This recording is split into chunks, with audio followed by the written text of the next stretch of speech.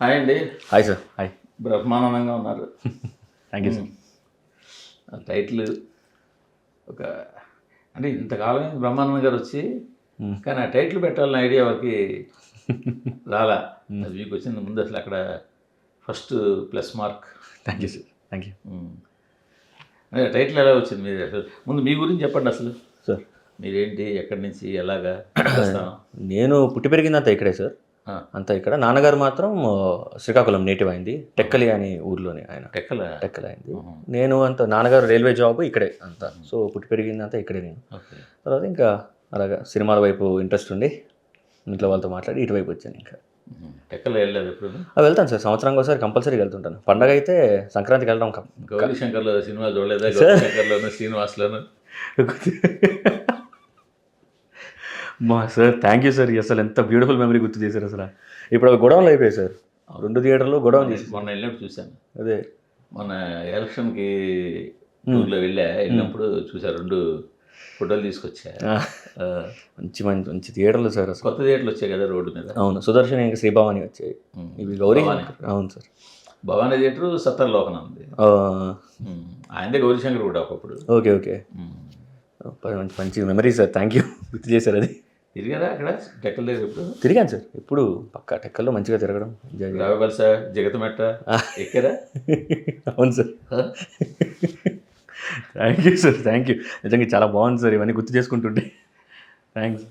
యాక్చువల్గా ఏదైనా ఏమంటారు, గౌరీశంకర్ థియేటర్ ఉన్న ఏరియాని టెక్కల దగ్గరే సార్, అంబేద్కర్ జంక్షన్ దగ్గర ఉంటుంది. అది అంబేద్కర్ బొమ్మ ఉన్నది ఊర్లోను. దాన్ని ఏదో వేరే పేరు ఉంది దానికి. కోర్టును కలెక్టరేట్ ఉన్నదానికి వేరే పేరు ఉంది. Okay okay okay. పేరు నాకు గుర్తు రావట్లేదు సార్. సో అక్కడి నుంచి స్టార్ట్ అయింది జర్నీ. ఎవరైతే చేశారు అసిస్టెంట్గా చేశానండి. ఒక ఫస్ట్ ఇదేంటి ఉషాకిరణ్ మూవీస్లో రైటింగ్ జాబ్ చేస్తున్నాను. దాని తర్వాత కొన్ని సీరియల్స్ కో డైరెక్టర్ రైటర్గా చేశాను. Very good. దాని తర్వాత బాయ్ అని ఒక బాయ్ సినిమా అని, ఆ సినిమాకి ఏడీగా ఫస్ట్ ఏడీగా ట్రై చేస్తున్నాను. పెద్ద పెద్ద డైరెక్టర్ల దగ్గర ఛాన్స్ దొరకడం చాలా కష్టం కదా. సో సినిమా ఏదైనా ఫిల్మ్ మేకింగ్ ప్రాసెస్ ఒకటే. సో సినిమాకి చేయాలి అని చెప్పి ఒక సినిమాకి చేశాను. దాని తర్వాత ఆర్జీవి గారి దగ్గర కొన్నాళ్ళు అసోసియేట్గా కావాలి. అది అప్పుడు మన కడప అనే వెబ్ సిరీస్ ప్లాన్ అవుతున్నప్పుడు ఆ టైంలో ఆకాష్ రాథోడ్ అని ఉండేవారు. ఆయన ఆర్జీవి గారితోనే యాక్సెస్లోనే. సో ఆయనతో పాటు అసోసియేట్గా వర్క్ చేస్తున్నాను. సో పర్లేదు, వీళ్ళంత ఎక్కువ అనుభవమే సంపాదించారు. అంటే మంచి హ్యాండ్సే సార్. ఇప్పుడు ఆర్జీవి తీసిన సినిమాలు ఎలా పక్కన పెడితే ఆయన దగ్గర చేయడం అంటే ఫస్ట్ ఇండివిజువాలిటీ నేర్పించారు. ఇండివిజువల్గా ఉండడం అది బాగా హెల్ప్ అయింది సార్. ఇప్పుడు ఈనాడు ఉంది. ఈనాడు కూడా చాలా మంచి ఆర్గనైజేషన్ కదా. అలాంటి ఆర్గనైజేషన్లో ట్రైన్ అప్ అవ్వడం అంటే అది కూడా మంచిదే కదా. సో ఆ విధంగా ఇది ఎలా వచ్చింది ఈ ఛాన్స్ అంటే ఫస్ట్ నుంచి రైటింగ్ బాగా అలవాటు సార్. డైరెక్టర్ అవ్వాలనేది మెయిన్ టార్గెట్.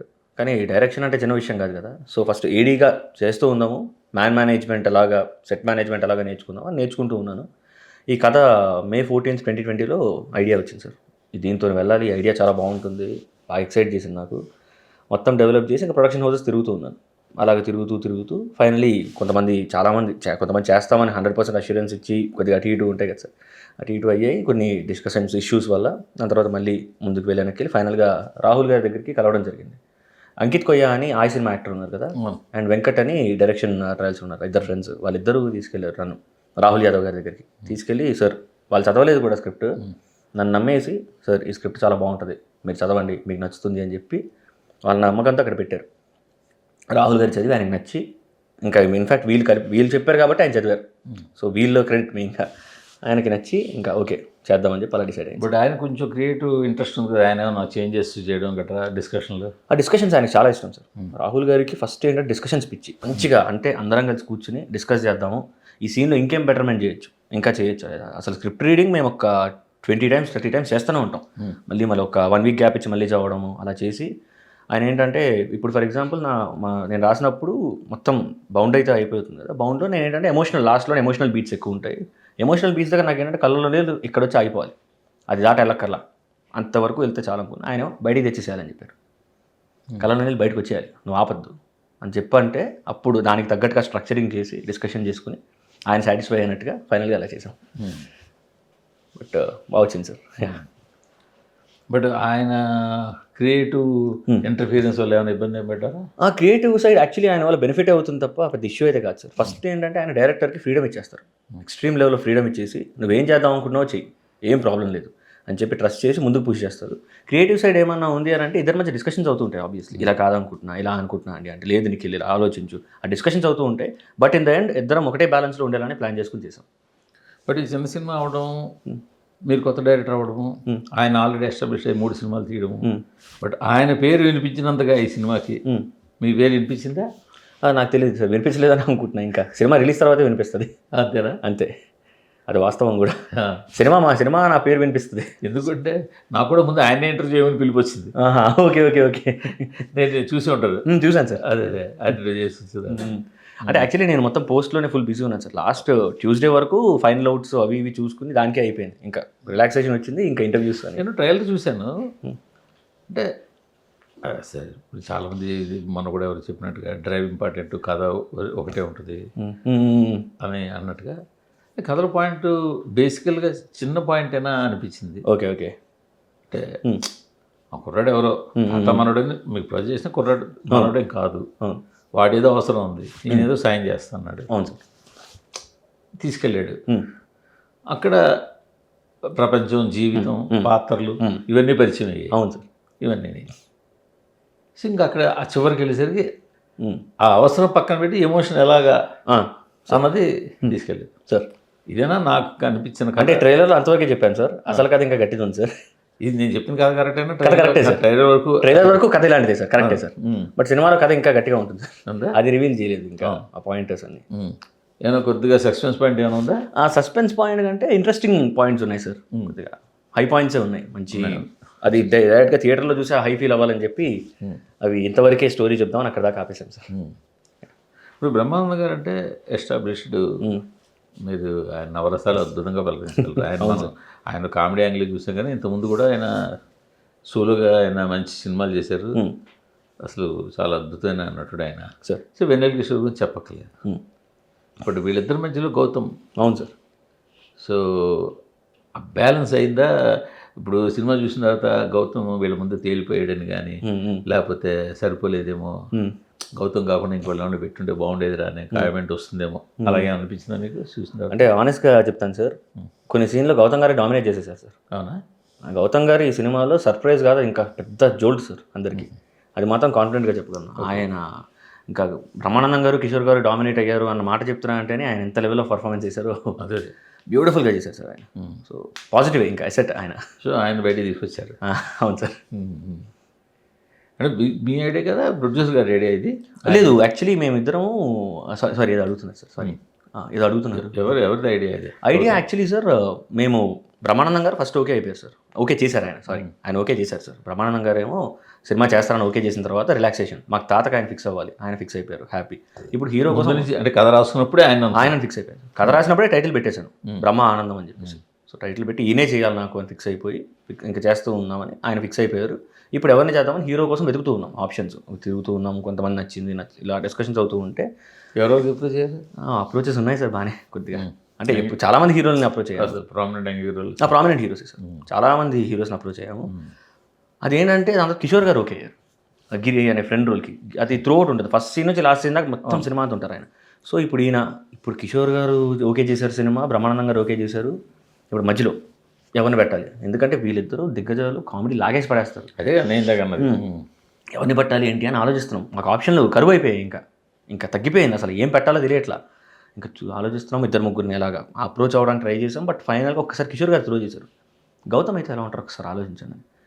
ఫస్ట్ అప్పటికి గౌతమ్ గారిని ఒకసారి కలిసాం మేము February 1st అప్పుడు సార్ బర్త్డేకి. కలిస్తే అక్కడ చూసి ఈయన చూడటానికి ఆనెస్ట్గా ఉంది, ఆయన ఫేస్ ప్యూర్గా ఆనెస్ట్గా ఉంది, స్మైల్ బాగుంది. అది గుర్తుండిపోయింది. ఆలోచిస్తూ రాహుల్ గారు నేను బెంచ్ మీద టేబుల్ మీద డిస్కస్ చేస్తూ ఏం చేద్దామన్నారు ఆయన. నేను వెళ్ళిపోవచ్చు అనుకుంటున్నాను సార్ పక్కన ఆ పక్క. నాకు కూడా అనిపిస్తుంది ఆయన బాగుంటారని. ఆయన ఇద్దరం సేమ్ పేజ్లో ఉన్నాం. 2 minutes డిస్కస్ చేసాము, ఫిక్స్ అయిపోయాము. బ్రహ్మానందం గారి దగ్గరికి వెళ్ళాము, చెప్పాము. ఇంకా బ్రహ్మానందం గారు ఆలోచించారు, ఇదేంటి వాడు నాకు కొడుకు కదా, ఇప్పుడు మనవాడి క్యారెక్టర్ అవసరమా, అంటే సెట్ అవుతుందా లేదా అంటే మేము కన్విన్స్ చేసాం. ఇంకా అలాగా గౌతమ్ గారు వచ్చారు.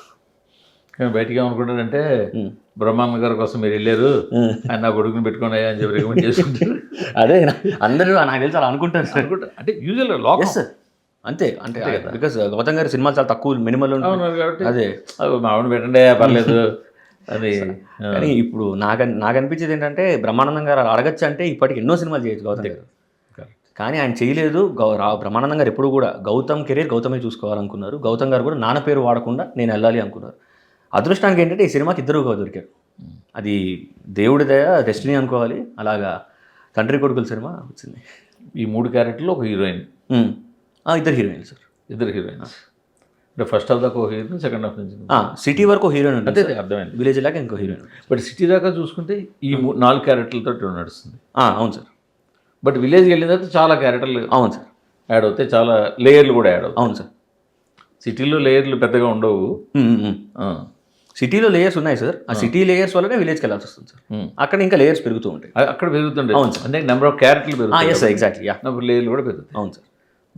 అంటే పర్ఫెక్ట్గా ఇంటర్వల్ బ్యాంక్ దగ్గర నుంచి కథ షిఫ్ట్ అవుతుందా అనుకోవచ్చు సార్. కథ షిఫ్ట్ అవ్వడం అంటే కథ ఇంకా ప్రోగ్రెస్ అయ్యి ఇంకా పీక్ వెళ్ళిపోతుంది. ఇక్కడ నుంచి ఇంకా అరాచకమైన నడుస్తుందని ఫీలింగ్ వచ్చేస్తుంది ఆడియన్స్కి కూడా. అక్కడ దాకా గుడ్ గోయింగ్ బాగా వెళ్తుంది cinema flow, okay time entertain చేస్తున్నారు, కొద్దిగా ఎంగేజింగ్గానే ఉందని ఫీలింగ్ నుంచి ఇంటర్వెల్ పాయింట్ దగ్గర నుంచి మాత్రం ఇంకా విలేజ్ ఎంటర్ అవ్వడం. ఇంకా ఇన్ఫాక్ట్ మాట్లాడితే సిటీ కొద్దిగా ఓకే ఏంటి ఎస్టాబ్లిష్మెంట్స్ టైం తీసుకుంటుంది. ఒక్కసారి విలేజ్కి ఎప్పుడైతే బయలుదేరతారో కథ పీక్లో అక్కడ నుంచి ఇంకా స్పీడ్ అయిపోయి. అవును సార్. కానీ ఇప్పుడు చూస్తుంటే కామెడీ మరి భళ్ళు మని నవ్వు కాకుండా సబ్టిల్గా అలా జాగ్రత్తగా వెళ్ళినట్టుగా అనిపిస్తుంది. అంటే యాక్చువల్లీ కామెడీ ఉంది సార్ గట్టిగా. అది థియేటర్లోనే చూపిద్దాము, ఇక్కడే ఎక్కువ నవ్వించేస్తే మళ్ళీ అక్కడ రిస్క్ అని చెప్పి మినిమల్ జోక్స్ ఇక్కడ పెట్టాము. మేజర్ ఫన్ అంతా ఇక్కడంతా కొంచెం క్లాస్ టచ్ ఇచ్చింది, అలా స్మూత్గా వెళ్ళలేదు. అవును, థియేటర్కి వెళ్ళిన తర్వాత మాత్రం ఉంటుంది సార్ మంచిగానే గట్టిగా. ఇప్పుడు బ్రహ్మానందం అంటే అది ఇంకా చెప్పక్కర్లేదు, ఎవరైనా చిన్నపిల్లలు అడిగినా కామెడీ ఎక్స్పెక్ట్ చేస్తారు. అవును సార్. బట్ ఆయన ఎమోషన్ బాగా చేయగలరు. అవును సార్. ఈ సినిమాకి మీరు ఎంత సినిమా ఎలా నడిపినా చివరికి వెళ్ళేసరికి దీన్ని ఎమోషన్ యాంగిల్కి తీసుకెళ్లాల్సింది. అవును సార్. ఈ కథని అవును సార్ క్లైమాక్స్కి వెళ్ళేసరికి ఎమోషన్ యాంగిల్కి తీసుకెళ్లాల్సింది. అవును సార్. ఇది మీరు ఎంత మొదటి సగం ఎంత కామెడీ చేసినా, ఇంకే జానర్లు టచ్ చేసినా, సెకండ్ హాఫ్ ఎలా రన్ చేసినా, చివరికి వెళ్ళేసరికి ఏమండి. అవును. సో అక్కడ ఎలా ఉంటుంది క్లైమాక్స్? మరి ఎక్స్ట్రీమ్ ఎమోషన్ ఉంటుంది సార్. అంటే ఫస్ట్ ఆడియన్స్ కూడా అంతసేపు ఎంటర్టైన్ చేస్తాం. లైక్ మీకు ఒక ఫస్ట్ హాఫ్ నుంచి ఎంటర్టైన్మెంట్ అలా రన్ అవుతూ సెకండ్ హాఫ్ ఒక 50 minutes లాఫ్ రైట్. ఇంకా మొత్తం అది ఎంతసేపు నవ్వాలి ఎంత నవ్వాలో తెలియకుండా నవ్వుతూనే ఉంటారు. అంటే నేను ఎక్కువ చెప్తున్నా అనుకోకుండా ఎంజాయ్ చేస్తూ ఉంటారు. ఫుల్ ఫన్ అంతా ఉంటుంది. ఆ పాయింట్ తర్వాత నుంచి ఇంక ఎమోషనల్ బీట్కి షిఫ్ట్ అయిపోతాం. లాస్ట్ 20 minutes ఎమోషనల్ బీట్కి షిఫ్ట్ అవుతుంది. ఆ ఎమోషనల్ బీట్కి షిఫ్ట్ అవ్వడం కూడా సడన్గా ఏంట్రా షిఫ్ట్ అయిపోయిందని జనాలు డిస్కనెక్ట్ అవ్వకుండా ఈ ప్రోగ్రెషన్లోనే ఎమోషనల్ షిఫ్ట్ వెళ్తుంది. అది కొద్దిగా హార్ట్ టచింగ్, కొద్దిగా స్ట్రాంగ్గానే ఉంటుంది ఇంపాక్ట్. అది ఉండి మళ్ళీ హ్యాపీగానే క్లోజ్ అవుతుంది సార్. హ్యాపీగానే క్లోజ్, హ్యాపీ ఆనందం సినిమా బ్రహ్మానందం. అదే మొదటి సినిమాకి ఆ లెవెల్ యాక్టర్లని డీల్ చేయడం అది ఒక లక్ పాయింట్ సార్.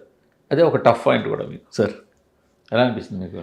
ఫస్ట్ నిజంగా మాట్లాడితే నేను ఇంత పెద్ద స్టార్స్ని హ్యాండిల్ చేస్తానన్న విషయం ఫస్ట్ నాకు అర్థం కాలేదు సార్. సెట్కి వెళ్ళిపోయిన తర్వాత చూస్తే అప్పుడు రియలైజ్ ఈయన సంపత్ గారు, రాజీవ్ గారు, బ్రహ్మానందం గారు, కిషోర్ గారు, వీళ్ళని నేను ఎన్నిసార్లు తెర మీద చూశాను, ఎన్నిసార్లు టీవీలో చూశాను, ఇప్పుడు వీళ్ళు ఎదురుగా ఉన్నారు, నేను చెప్పింది చేయాలి, ఎలా చెప్పాలి, సీన్ చెప్పడం వరకు ఓకే, ఎలా చేయాలో చెప్పడం అది వాళ్ళు ఎలా చూస్తారంటే ఇలా చేయాలా సార్ మీరు ఇలాగా మొహంలో ఎక్స్ప్రెషన్ పెట్టారు, అవునా? అది మీకు ఎలా అనిపిస్తే ఆయన సీరియస్గా మీకు రెస్పాండ్ అయ్యారో, మిమ్మల్ని ఎటగారు చేస్తున్నారో మీకు కొడుతుంటుంది ఎక్కడో. అసలు బ్రహ్మానందం గారి దగ్గరికి ఆయన మీద పిచ్చితోనే కథ రాసుకుని మొత్తం డిసైడ్ అయ్యింది. ఆయన హ్యాండిల్ చేయడం అనేది అందరూ ఫస్ట్ నిజంగా మాట్లాడితే బయట అందరూ చెప్తుంటారు సార్, బ్రహ్మానందం గారు చాలా టఫ్, సీరియస్ మనిషి, కోపం ఎక్కువ, మీరు చాలా జాగ్రత్తగా ఉండాలి లేకపోతే ఆయన ఇరిటేట్ అవుతారు ఏదంటే. నాకు మెంటల్గా అది ఫిక్స్ చేస్తారు, నాకు మెంటల్గా అది ఫిక్స్ చేసి నన్ను పంపించారు ఇంకా ప్రాపర్గా. అంటే నేను అదే ప్రిపేర్ అయ్యి వెళ్ళా. షూటింగ్కి వెళ్తే యాక్చువల్లీ అసలు అలా లేదు సార్ నిజంగా. ఆయనకి ఏంటి అంటే ఇప్పుడు బ్రహ్మానందం గారు 40 years లెగసీ అయింది, పెద్ద స్టార్. ఆయనని ప్రాపర్గా ఆయనకి ఏంటి ఎప్పుడు షార్ట్ రెడీ అయినప్పుడు పిలిచి ఏం చేయాలి, ఎలా అనుకుంటున్నాము, జస్ట్ ఏం చేయాలో చెప్తే ఆ సీక్వెన్స్ డైలాగ్ చెప్తే ఆయన చేసేస్తారు. అక్కడికి వచ్చి కూర్చోబెట్టి లైట్లకు షిఫ్ట్ చేద్దాం, ఇప్పుడు కెమెరా యాంగిల్ బాగాలేదు, అటు చూసుకుందాం ఇటు చూసుకుందాం, అక్కడ ఫిల్లర్ చేయండి అది ఇది ఆయన ముందు చేస్తే ఫస్ట్ మాదే మిస్టేక్ అవుతుంది. అది కరెక్ట్. సో ముందు మేము ప్రిపేర్గా వెళ్ళాలి. ఆ ప్రిపరేషన్ ఉంటే ఆయనే హ్యాపీ. ఆయన ఈవినింగ్స్ ఫోన్ చేసి షూటింగ్ అయిపోయిన తర్వాత సీన్లు బాగా వచ్చాయన్న, నిఖిల్ మంచిగా సీన్లు వచ్చాయి, బ్యాలెన్స్ ఉంది అన్న క్యారెక్టర్లో అని ఆయన చెప్తున్నప్పుడు అమ్మ పాస్ అయిపోయాం. కానీ సీరియస్ ఎంటర్టైన్మెంట్ సీన్ ఆయన చెప్పడం అనేది పెద్ద కష్టం కాకపోవచ్చు, బట్ సీరియస్ ఆయన ఫేస్ చూస్తే మనకి మన కళ్ళ ముందు 1,00,000 మీమ్స్ కళ్ళ ముందుకు వస్తాయి. అవును సార్. ఎన్నో పాత్రలు కళ్ళ ముందుకు వస్తాయి, ఎన్నో సీన్లు చూస్తాయి. అది ఎక్స్ప్లెయిన్ చేయడం అంత చిన్న విషయం కాదు. అది ఎలా టాస్క్ ఎలా చేశారు? అంటే to be honest actually emotional scenes చాలా ఈజీగా చేశారు. అవునా? చాలా చాలా ఈజీగా అయ్యాయి. ఆయన ఏడిపించాలనుకుంటే ఇలాగ సెకండ్లో ఏడిపించగలరు. మీరు ఎక్స్ప్లెయిన్ చేయడం అంటే ఆయన ఫేస్ చూస్తూ సార్ ఇక్కడ మీరు ఇలా సీరియస్గా పెట్టాలి సార్ ఫేస్. ఆయనకి అందుకే నేను ఏం చేస్తానంటే సీన్ చదువుతాను సార్, చూడండి ఆయన వైపు, అది చూస్తే మళ్ళీ టెన్షన్ నాకు. అందుకే సీన్ చదువుతూ సార్ ఇది సార్ సీన్ ఇది అని అంటే మొత్తం విని ఓకే సరే మళ్ళీ ఒకసారి చెప్పంటారు ఆయన. మళ్ళీ ఇంకోసారి చదివిన తర్వాత ఇలా అనుకుంటున్నాను సార్ అంటే సరే నువ్వు షార్ట్ రెడీ చేసుకో వచ్చేస్తాను. అలాగ అనుకున్నదే ఆయన ఇంకా టేక్లోకి వచ్చిన తర్వాత సింగిల్ టేకే, ఇంకో టేక్ ఉండదు అక్కడ. అంటే అంత బాగా వచ్చేస్తారు. ఫస్ట్ ఫేస్లో చూస్తే మాత్రం కష్టమే. ఫేస్లో చూస్తే ఫస్ట్ భయం వేస్తుంది సార్, యాక్చువల్లీ నవ్వు రాదు. ఎందుకంటే మనకి ఇప్పుడు జనాలకి బ్రహ్మానందం గారు కమెడియన్, ఇక్కడ ఇన్ పర్సన్ ఆయన బ్రహ్మానందం గారు. సో అది వేరే, మీకు ఆరా వేరు. ఆరా కనిపిస్తుంది. అంటే ఇప్పుడు ఆయన క్యారవాన్లోకి ఇలా డోర్ నాక్ చేసి క్యారవాన్లోకి వెళ్తున్నప్పుడే నాకు ఫస్ట్ అక్కడ నుంచి ఆరా తగులుతుంటుంది. నేను లోపలికి వెళ్తున్నా ఇప్పటికీ నేను అంటే జర్నీ అంటే మీకు ఒక ఆరాధనా భావం. అదే సార్. మీరు నాకైతే రివర్స్లో నా ఏజ్ ఆఫ్ 27 yearsకి లారీ డ్రైవర్ షూటింగ్ వైజాగ్లో బాలకృష్ణ గారితో ఏం చేశారు. ఇంటర్వ్యూ అడిగి ఆ రోజు వారల్ ఇంటర్వ్యూ. ఓకే. ఇప్పుడు గ్రీన్ పార్క్ అప్పుడు అప్సరా హోటల్ వచ్చి లాంజ్లో కూర్చున్నారు, ఎదురుగా కూర్చున్నా. ఆయన ఫేస్ చూస్తే ముందు నా వయసు అంతా 27 ఏళ్ళ వయసు, ఎక్స్పీరియన్స్ నవ్వు వచ్చేస్తుంది. ఓకే. ఆయన ప్రశ్న అడగాలి ముందు. ఆయన ఎక్స్ప్రెషన్లు అప్పటికే ఆయన చాలా సినిమాలు చేస్తున్నారు, మన ఆ క్యారెక్టర్లన్నీ మన కళ్ళ ముందు వదులుతుంటే గమ్మత్ ఏంటంటే అప్పటికి మళ్ళీ ఆయన కలవలా. అవునా?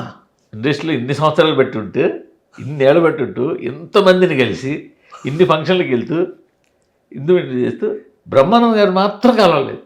పెద్ద షాక్ సార్ అసలు నాకే. అదేంటంటే ఆ లారీ డ్రైవర్ ఎప్పుడు కలిశాను, మళ్ళీ ఇన్ని ఏళ్లలో ఇన్ని సంవత్సరాలు ఇండస్ట్రీలో ఇన్ని 100 ఫంక్షన్కి వెళ్ళా, ఎంతమందిని ఇంటర్వ్యూలు చేశా, ఇన్ని సినిమాలకు వెళ్ళా, కనీసం బయటికి ఆయన బయటకి ఎక్కువ రారు. అవునవును. ఫంక్షన్లకు రాదు ప్రత్యేకంగా. అవును. కలవాల్సిన ఇది అవ్వలేదు.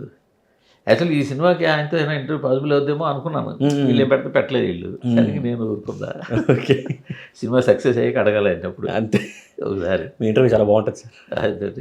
లేదు ఇంటర్వ్యూ కన్నా ఆయన కలవాలి మనిషిగా. Exactly sir. ఆయన వ్యక్తిత్వం అసలు చాలా అవును సార్. పైగా ఆర్టిస్టు ఆయన, ఈ ఆర్టే కదా, ఈ ఆర్ట్ కూడా ఆయన పైగా డివోషనల్గా ఆయనకి భక్తుడు. చాలా సార్, చాలా క్వాలిటీస్ ఉన్నాయి కదా. ఇన్ఫ్యాక్ట్ ఆయన మనిషిగా కూడా వ్యక్తిత్వం పరంగా ఎంత లెవెల్ అంటే ఆయన ఫిలాసఫీస్ అసలు అవి అర్థం చేసుకోవడానికి ప్రయత్నించా మనం మార్పు వచ్చేస్తుంది సార్ మనకి. అంత గొప్ప ఫిలాసఫీలు. ఎంత జర్నీ అండి అయింది, ఎంత జర్నీ అండి. ఎక్కడ స్టార్ట్ చేసి అదే ఎంతమంది దర్శకులతో చూసుంటారు, నేను ఒక్కడనే అందులో. అయినా కూడా నాకు కూడా సరే నువ్వు చేయలేరా అని చెప్పి సపోర్ట్ చేసి పుష్ చేశారు. అంతే, చిన్న విషయం కాదు సార్. మీ అదృష్టం కాదు అంతే. సో ఇందుకు కాపీ చూసుకున్నారు, ఎలా వచ్చింది? చూశాను సార్ కాపీ. యాక్చువల్లీ చూసాము, ఇంకా మా వాళ్ళు చూపించాము, కొంతమందికి ఇలాగా స్పెసిఫిక్గా టైం దొరికితే అప్పుడు చూపించడం జరిగింది. వాళ్ళు ఫుల్ నవ్వుతున్నారు, దూకుతున్నారు, దొర్లుతున్నారు. ఆయన ఓకే ఓకే పడుతుంది అంటే ఎక్కడైతే రాసినప్పుడు నేను ఎంతైతే నవ్వానో ఆ సీన్లకి, అప్పుడు డైలాగులు రాస్తాను. నాకు డైలాగులు చాలా ఇష్టం సార్ రాయడం, కాన్వర్జేషన్స్ రాయడం ఇష్టం. సో కాన్వర్జేషన్స్ రాస్తున్నప్పుడు నాకు అప్పుడే ఎంజాయ్ చేస్తూ ఉండేవాడిని. ఆ నవ్వుతుంది నాకు ఎక్కడైతే నవ్వుతారు అనుకుంటున్నాను అక్కడ నవ్వుతున్నారు, ఎక్స్పెక్ట్ చేయని చోట్ల కూడా నవ్వుతున్నారు. ఓహో ఇక్కడ కూడా నవ్వుతున్నారా, ఓకే అనుకునేవాడిని.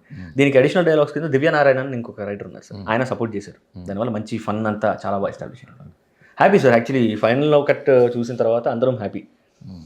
మ్యూజిక్ పరంగా ఎమోషనల్, శాండిల్ చెప్పి సపోర్ట్ బ్యూటిఫుల్ మ్యూజిక్ వల్ల అన్నీ బాగా కుదిరే పర్ఫార్మెన్సెస్ అని. ట్రైలర్ కూడా కట్ చేయడం కొంచెం డిఫరెంట్గా కట్ చేసినట్టున్నారు సార్. అవును సార్. ఎమోషనల్ బీట్ కొంచెం చూపిద్దాము, దాని తర్వాత కామెడీకి వెళ్దాము, మళ్ళీ దాని తర్వాత ఫైనల్ ఎమోషన్తోనే క్లోజ్ చేద్దామని. అంటే స్టోరీ ఫస్ట్ షాట్ నుంచే ఎమోషన్ అనేది రన్ అవుతూనే ఉంటుంది. స్టోరీ రన్ అయిపోతే తెలిసిపోతుంది, అది పెద్ద ఏం దాచలేదు మీరు. అదే సార్.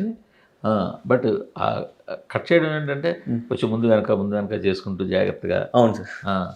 అంటే ఒక జమ్మని లేచినట్టుగానే కాదు, అలా దిగిపోయినట్టు కాకుండా డిఫరెంట్ కట్ చేసినట్టు అనిపించింది సార్. Yes sir.